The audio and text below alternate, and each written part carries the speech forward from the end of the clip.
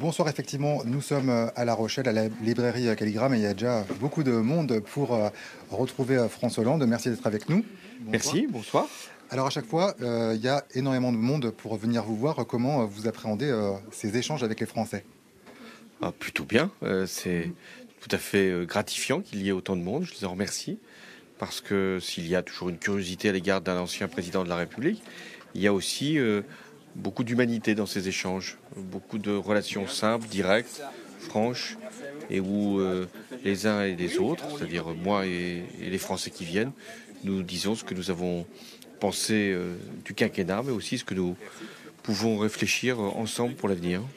Votre livre, il approche les 80 000 exemplaires vendus, réimprimés 6 fois. Est-ce que c'est une surprise? Non, c'est pas une surprise qu'il y ait des ventes importantes pour un livre d'ancien président. Ça avait été vrai aussi pour mes prédécesseurs, Nicolas Sarkozy, Jacques Chirac. Mais ce qui est surprenant, c'est partout où je vais, je pense que je suis à mon 30e ou 40e déplacement, peut-être davantage. 37e. 37e, vous voyez, je ne les compte plus. Et il y a autant de monde qui viennent pour recevoir non pas une signature, parce que ça ce serait simplement de l'ordre du selfie, mais pour me dire un message. Il y a toujours un message de confiance dans l'avenir et de gratitude pour le passé. Est-ce que c'est aussi une sorte de revanche? Parce que vous avez été le président le plus impopulaire de la Ve République. Je me le demande d'ailleurs. Je me demande si c'était vrai. Parce qu'il y avait sans doute quelques sondages, mais il y avait toujours eu une relation très franche, très respectueuse à l'égard de ma personne, peut-être pas forcément d'adhésion, à l'égard de tout ce que je faisais.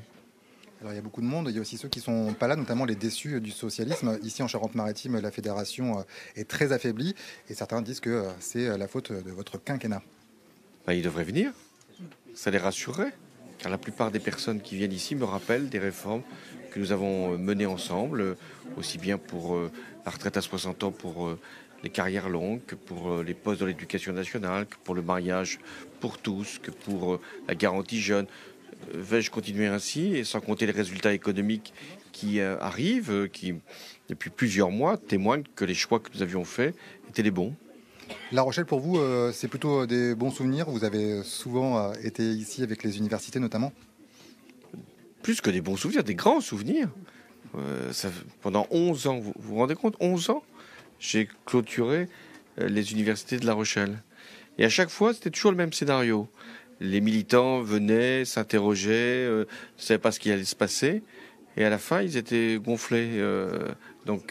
Gonflés au sens qu'ils partaient confiants. Et donc, c'était aussi une métaphore. Au début, on doute, on s'interroge.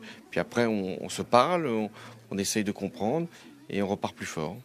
Merci à vous. beaucoup. Et je rappelle que vous serez aussi demain en séance de dédicace à Niort.